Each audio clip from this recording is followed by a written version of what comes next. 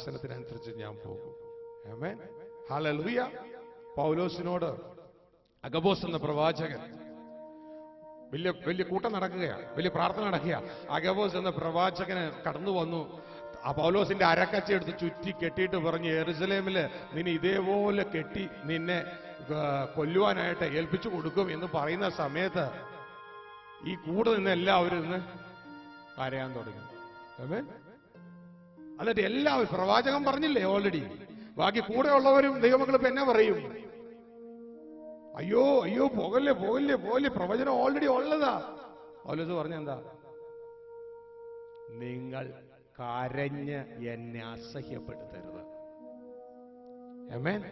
നിങ്ങൾ കരഞ്ഞ് എന്നെ അസഹ്യപ്പെടുത്തരുത്. ജെറുസലേമിൽ പോകാൻ മാത്രമല്ല, ബന്ധിക്കപ്പെടാൻ മാത്രമല്ല, അവിടെ മരിക്കാനും ഞാൻ തയ്യാറാണ്. മനസ്സിലായോ? ആമേൻ. ഹല്ലേലൂയ.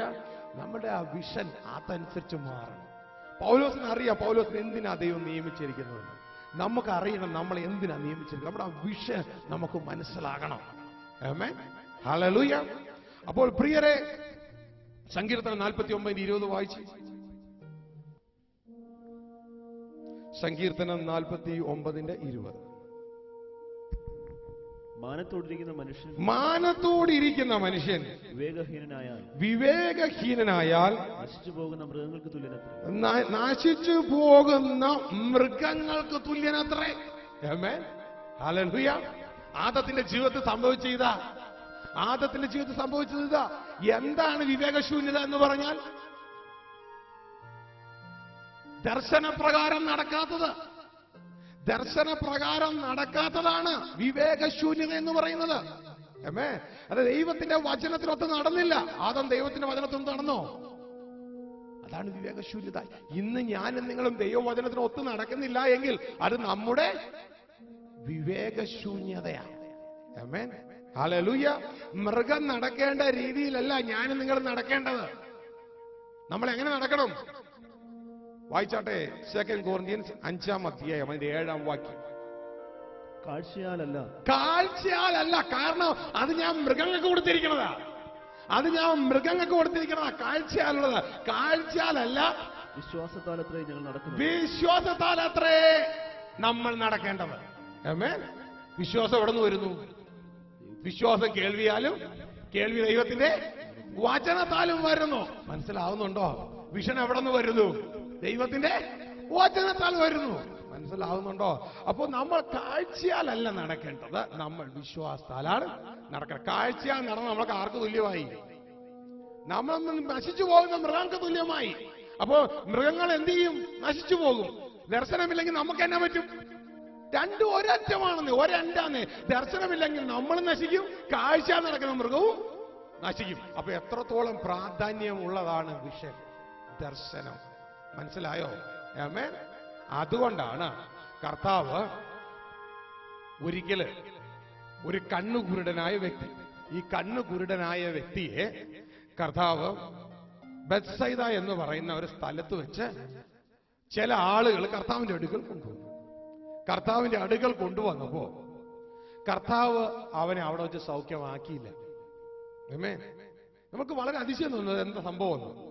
കർത്താവ് അവനെ ആ നാട്ടിൽ വെച്ച് സൗഖ്യമാക്കാതെ അവനെ അവിടെ നിന്ന് പിടിച്ചിട്ട് ആ നാട്ടിനെ വെളിയിൽ കൊണ്ടുപോയി. ആമേൻ. ചില സൗഖ്യങ്ങൾ ചില നാട്ടിൽ വെച്ച് കിട്ടത്തില്ല. ആമേൻ. ചിലര് പറയാറില്ല അവിടെ ചെന്ന് കഴിഞ്ഞാൽ ഭയങ്കര രോഗമാണ്. ആമേൻ. ആമേൻ. ചില സൗഖ്യങ്ങൾ ചില നാട്ടിൽ വെച്ച് നടക്കത്തില്ല. കർത്താവ് ആ വ്യക്തി അവിടെ നിന്ന് വിളിച്ച് നേരെ വെളിയിൽ കൊണ്ടുപോയി. അവന്റെ നാട്ടിന് വെളിയിൽ കൊണ്ടുവന്നിട്ട് കർത്താവ് എന്താ ചെയ്യുന്നറിയാം? ആദ്യം സൗഖ്യമല്ല കൊടുത്തേ, നേരെ കണ്ണിട്ട് നോക്കി തുപ്പാൻ കൊടുത്തു. ആമേൻ. തുടർന്ന് തുപ്പിയതിന് ശേഷം അവന്റെ കണ്ണിൽ തൊട്ടു. എന്നിട്ട് ചോദിച്ചു, നീ വല്ലതും കാണുന്നുണ്ടോ എന്ന്. ആമേൻ. ഇത്രയും നാളും അവനൊന്നും കാണാതെ ഇങ്ങനെ താഴേക്ക് നോക്കി നടന്ന ആളാ. കർത്താവ് കണ്ണി തുപ്പി ഒന്ന് തൊട്ടപ്പോ നേരെ നോക്കണേ വരും പുള്ളി നേരെ മുകളിലോട്ട് നോക്കി. ആമേൻ. എല്ലാത്തിനും അർത്ഥമുണ്ട്. നേരെ നോക്കണേന് വരെ പുള്ളി മുകളിലോട്ട്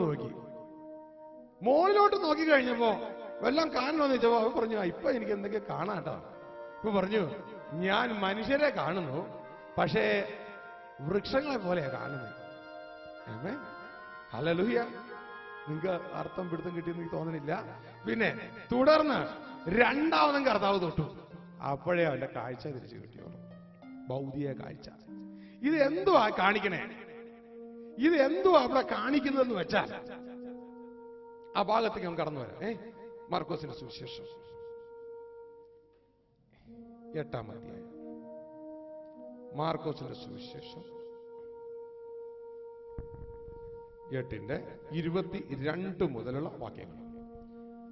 അവർ ബത്സേദയിൽ എത്തിയപ്പോൾ ഒരു കുരുടനെ അവന്റെ അടുക്കൽ കൊണ്ടുവന്നു അവനെ തൊടണമെന്ന് അപേക്ഷിച്ചു. അവൻ കുരുടന്റെ കൈ പിടിച്ച് അവനെ ഊരിന് പുറത്തു കൊണ്ടുപോയി അവന്റെ കണ്ണിൽ തുപ്പി. കുരുടനെ ചിലർ ചേർന്ന് യേശുവിന്റെ അടുക്കൽ കൊണ്ടുവന്ന് ഇവനെ സൗഖ്യമാക്കണമേ എന്ന് പറഞ്ഞു. സാധാരണ അവിടെ വെച്ചാണെങ്കിൽ സൗഖ്യമാകട്ടെ എന്നൊക്കെ പറഞ്ഞാൽ മതി. പക്ഷെ കർത്താവ് എന്തെന്നറിയാമോ? ആ ബത്സയിദ എന്ന് പറയുന്ന നാട്ടിൽ നിന്ന് അവനെ കൈക്ക് പിടിച്ച് അവനെ നാട്ടിന് വെളിയിൽ കൊണ്ടുപോയി. ഓരോ കാര്യം ശ്രദ്ധിച്ചോളണം നിങ്ങൾ. ഇനി നമ്മുടെ മിനിസ്ട്രിയില് നിനക്ക് അത്യാവശ്യം വരുന്ന കാര്യങ്ങളാ. ഇവൻ ആ നാട്ടിൽ നിന്ന് വെളിയിൽ കൊണ്ടുപോയി. പറഞ്ഞേ, അവൻ ആ നാട്ടിൽ നിന്ന് വെളിയിൽ കൊണ്ടുപോയി. അവൻ ആ നാട്ടിൽ നിന്ന് വെളിയിൽ കൊണ്ടുപോയി. ഓക്കെ. എന്നിട്ട് ആദ്യം അവൻ എന്ത് ചെയ്യുന്നറിയാമോ? അവന്റെ കണ്ണിൽ തുപ്പി. അവന്റെ കണ്ണിൽ തുപ്പി. തുപ്പുക എന്ന് പറഞ്ഞ കാര്യം എന്നറിയാമോ? നമ്മുടെ കണ്ണിൽ ആരെങ്കിലും തുപ്പിയാൽ എന്തുമായിരിക്കും നമ്മൾ അർത്ഥമാക്കുന്നത്? ആ വ്യക്തി നമ്മളെ എന്നാ ചെയ്തു? അപമാനിച്ചു, അല്ലേ? തുപ്പുക എന്ന് പറഞ്ഞാൽ അപമാനിക്കുക. അപമാനിച്ചു. അവന്റെ കണ്ണി തുപ്പി. പിന്നെ കണ്ണി തൊട്ടു. ശരിയല്ലേ? കണ്ണി തുപ്പി, പിന്നെ കണ്ണി തൊട്ടു. ഇത് രണ്ടും കഴിഞ്ഞ കർത്താവിന്റെ ഒരു ചോദ്യമാ. ഇത്ര നേരം ആളാരാ? കുരുടൻ. തുപ്പി ഒന്ന് തൊട്ടിട്ട് പിന്നെ കർത്താവ് ചോദിക്കും, ഇപ്പോ നീ വല്ലതും കാണുന്നുണ്ടോ? അന്ന് ചോദിച്ചു. വായിച്ച ഭാഗം.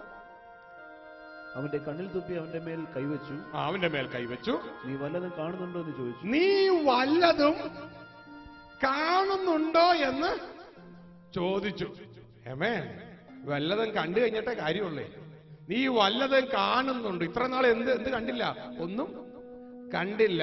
ആ ബത്സയിദ എന്ന് പറഞ്ഞ സ്ഥലത്ത് അങ്ങനെ ഇങ്ങനെ ഒരു കണ്ണൂരിനെ പോലെ നടക്കുക. ഇപ്പൊ ചോദിക്കുക, നീ വല്ലതും കാണുന്നുണ്ടോ എന്ന് ചോദിക്കുകയാണ്. ആമേൻ. അപ്പോ എന്ത് സംഭവിച്ചു? താഴേക്ക് അവൻ മേൽപോട്ട് നോക്കി. അവൻ എങ്ങോട്ട് നോക്കി?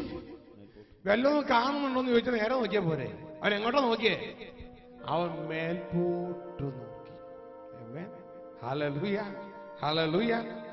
അപ്പോ പ്രിയരെ, ഇത് എന്നാന്നറിയാമോ? ദൈവം ആക്കി വെക്കാത്ത സ്ഥലത്ത് നമ്മൾ ചെന്ന് നമ്മളുടേതായ ഒരു വിഷൻ ഇല്ലാത്ത പ്രവൃത്തി നമ്മൾ ചെയ്യുകയാണെങ്കിൽ, ദർശനമില്ലാത്ത പ്രവൃത്തി ചെയ്യുകയാണെങ്കിൽ ദൈവം എന്താ ചെയ്യണേന്നറിയാമോ? നമ്മളെ ദൈവം ചില അപമാനത്തിന്റെ അവസ്ഥകളിലൂടെ നമ്മളെ കടത്തിവിടും. അപമാനത്തിന്റെ അവസ്ഥകളിലൂടെ നമ്മളെ കടത്തി വിട്ടിട്ട് ദൈവത്തിന്റെ കൈ നമ്മുടെ മേൽ തന്നെ ഇരിക്കും. എന്നിട്ട് നമ്മളോട് ചോദിക്കും, നീ വല്ലതും കാണുന്നുണ്ടോ? ഈ അപമാനത്തിന്റെ അവസ്ഥയിലൂടെ നമ്മൾ കടന്നു പോകുമ്പോൾ നമ്മൾ ഇത്രയും നേരം താഴേക്ക് നോക്കിയുള്ളൂ. അവസാനം എല്ലാം കഴിഞ്ഞു, ആരും സഹായത്തിനില്ല. ഇനി എങ്ങോട്ട് നോക്കും? നേരെ മുകളിലോട്ട് നോക്കും. ഈ സഹോദരൻ എങ്ങോട്ട് നോക്കിയെന്നറിയോ? നേരെ മേലോട്ട് നോക്കി.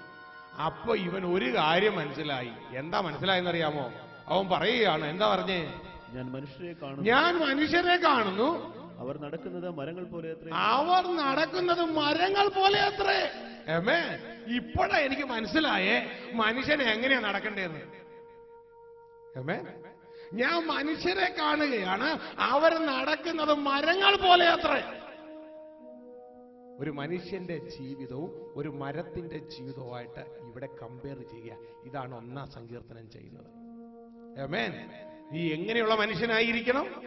പാപികളോട് കൂട്ടുകൂടാത്ത, പരിഹാസികളുടെ ഇരിപ്പിടത്തിൽ ഇരിക്കാത്ത, ഇല്ലേ, അന്യന്മാരുടെ നികൃഷ്ടരാരുടെ ആലോചന പ്രകാരം നടക്കാത്ത വ്യക്തിയായിട്ട് നീയെ ഒരു വൃക്ഷത്തെ പോലെ ആറ്റരികത്തിൽ നട്ട് നീ തക്ക കാലത്ത് ഫലം കായ്ക്കുന്ന ഒരു വൃക്ഷമായിരിക്കണം. ആമേൻ. അപ്പോൾ കർത്താവ് ഇവനെ ഒന്ന് തൊട്ടപ്പോ ഇവൻ നേരെ മുകളിലോട്ട് നോക്കി. ഇവൻ ഒന്ന് മനസ്സിലായി, ഞാൻ ഇത്രയും കാലം നടന്നതുപോലെയല്ല നടക്കേണ്ടത്. ഞാൻ നടക്കേണ്ടത് ഒരു വൃക്ഷത്തെ പോലെയാ. ഒരു ഫലം കൊടുക്കുന്നവനായി വേണം ഞാൻ നടക്കുവാൻ. ഒരു ഫലം കൊടുക്കുന്നവനായി വേണം ഞാൻ നടക്കുവാൻ. കാരണം ഞാനാവുന്ന വിത്തിന്റെ ഉള്ളിൽ കർത്താവ് പലതും നിക്ഷേപിച്ചിട്ടുണ്ടെന്നേ. ആമേൻ. ഇത് ഞാൻ ഈ ഭൂമിയിൽ ഇറക്കിയിട്ട് വേണം പോകാൻ. ആമേൻ. ഭൂമിയിൽ ഇറക്കണം. ഈ ഇല ഒരിക്കലും റീപ്രൊഡ്യൂസ് ചെയ്യില്ല. നിങ്ങൾക്കറിയാം, ഇല റീപ്രൊഡ്യൂസ് ചെയ്യില്ല. ശരിയല്ലേ? ആമേൻ. ഹല്ലേലൂയ. എന്താ റീപ്രൊഡ്യൂസ് ചെയ്യണേ? ഫലമാണ്. ഫലത്തിന്റെ ഉള്ളിൽ എന്നാ ഉണ്ട്? വിത്തുണ്ട്. അപ്പൊ ഫലം നമ്മൾ കൊടുത്തില്ല എങ്കിൽ പിന്നെ നമ്മുടെ ഉള്ളിൽ ദൈവം വെച്ചതല്ല എന്ത് സംഭവിച്ചു? ചത്തു, മരിച്ചുപോയി. ആമേൻ. ഹല്ലേലൂയ. നമ്മുടെ ഉള്ളിൽ ധാരാളം സമ്പത്ത് ദൈവം നിക്ഷേപിച്ചിട്ടുണ്ട്. ആമേൻ. ഹല്ലേലൂയ. ഹല്ലേലൂയ. അനുഗ്രഹീതനായ ഒരു ദൈവദാസൻ ഒരിക്കലും പറയുണ്ടായി, ലോകത്തിലെ ഏറ്റവും സമ്പന്നമായ സ്ഥലം ഏതാണ്? അദ്ദേഹം ഇങ്ങനെ പറഞ്ഞു, ആ ദേവദാസൻ, ലോകത്തിലെ ഏറ്റവും സമ്പന്നമായ സ്ഥലം എന്ന് പറയുന്നത് ന്യൂയോർക്ക് അല്ല, ലോകത്തിലെ ഏറ്റവും വലിയ സമ്പന്നമായ സ്ഥലം എന്ന് പറയുന്നത് സ്വർണ്ണ ഖനികളല്ല. ആ ദേവദാസൻ ഇങ്ങനെ പറയുണ്ടായി. പലരുടെയും ചിന്ത പല പല സ്ഥലങ്ങളിലേക്ക് പോയി. ചിലർ A380 ഉണ്ടാക്കുന്ന ഫാക്ടറിയിലേക്ക് പോയി, പലരും പല പല ഭാഗങ്ങളിലേക്ക് പോയി. എന്നാൽ ആ ദേവദാസൻ പറയുകയാണ്, ഏറ്റവും സമ്പന്നമായ സ്ഥലം എന്ന് പറയുന്നത് മറ്റെവിടെയുമല്ല, നിന്റെ വീടിന്റെ തൊട്ടരികിലുള്ള ശവപ്പറമ്പാണ് ഏറ്റവും സമ്പന്നമായ സ്ഥലം. അല്ലത് ചോദിച്ചു, എന്തുപറ്റി? ഏറ്റവും സമ്പന്നമായ സ്ഥലം ശവപ്പറമ്പോ? അതെ, ദൈവം ഉള്ളിൽ വെച്ച നിക്ഷേപങ്ങൾ പുറത്തിറക്കാതെ തന്റെ വിഷൻ ഈ ലോകത്തിലേക്ക് മാത്രമായി, ഈ ലോകത്തിന്റെ സമ്പത്തിനും ഈ ലോകത്തിന്റെ പ്രൗഢിക്കും ഈ ലോകത്തിന്റെ ഇഷ്ടത്തിനും വേണ്ടി മാത്രം ഓടി ഓടി ഓടി ദൈവത്തിന്റെ വിഷൻ പ്രാപിക്കാതെ ദൈവം തന്റെ ഉള്ളിൽ നിക്ഷേപിച്ചത് എല്ലാം അകത്ത് തന്നെ വെച്ചിട്ട് താൻ തന്റേതായ കാഴ്ചയ്ക്കുള്ള കാര്യങ്ങൾ മാത്രം ചെയ്ത് ഒരു മൃഗത്തെ പോലെ ദൈവം വെച്ച സമ്പത്തുമായി ആ ശവപ്പറമ്പിൽ അടങ്ങി. ആമേൻ. ഹല്ലേലൂയ. യേശു ക്രിസ്തു അങ്ങനെ അടങ്ങിയിരുന്നെങ്കിൽ എന്ത് സംഭവിച്ചേനെ? ഇന്ന് ഈ ഇരിക്കുന്ന ഒന്നും ഉണ്ടാകത്തില്ല, ഒരു സഭയും ഉണ്ടാകത്തില്ല. മനസ്സിലാവുന്നുണ്ടോ? പൗലോസ് അങ്ങനെ അടങ്ങിയിരുന്നെങ്കിൽ എന്ത് സംഭവിച്ചേനെ? ഈ 14 ലേഖനങ്ങൾ ഇന്നും ഉണ്ടാകത്തില്ല. മനസ്സിലായോ? ആമേൻ. ഹല്ലേലൂയ. നമ്മുടെ ഉള്ളിൽ ദൈവം തന്നിട്ടുണ്ട്. കൃപയാല് ദൈവം എന്നിലൂടെ ഒന്ന് റിലീസ് ചെയ്യാനിടയായി. ആമേൻ. ഇതുപോലെ അനേകം നിങ്ങളുടെ ഉള്ളിലുണ്ട്. ആമേൻ. ഹല്ലേലൂയ. പ്രിയരെ, ഇതെന്ത് സംഭവിക്കുന്ന അറിയാമോ? പൗലോസ് മരിച്ചിട്ടും പൗലോസിനോടുള്ള ലേഖനങ്ങൾ എന്ത് ചെയ്യാ? ഇന്നും സംസാരിച്ചുകൊണ്ടിരിക്കുകയാ. ഇതാണ് വിത്തിന്റെയും ഫലത്തിന്റെയും ഗുണം. ഇവിടെ പറയുകയാണ്, മനസ്സിലാക്കുകയാണ്, മനുഷ്യൻ നടക്കേണ്ടത് മരങ്ങൾ പോലെ അത്രേ.